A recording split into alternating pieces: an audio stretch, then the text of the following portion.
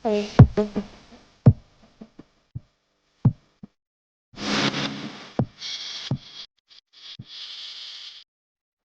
অবস্থা বেইমান বন্ধু?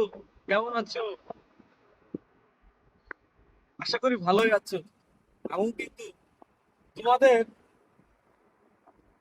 আস্তে আস্তে যে ক্ষতিগুলো আমাকে করছিল, সেই ক্ষতিগুলো সামলিয়ে উঠে আমি এখন অনেকটাই ভালো আছি। দোয়া করো আমার জন্য, প্রতিষ্ঠিত হয়ে নিজের পায়ে দাঁড়িয়ে তোমাদের কাছে আসতে পারি, যাতে করে নীরবে নিবৃত্তিতে তোমরা আবার আমাকে ক্ষতি করতে পারো।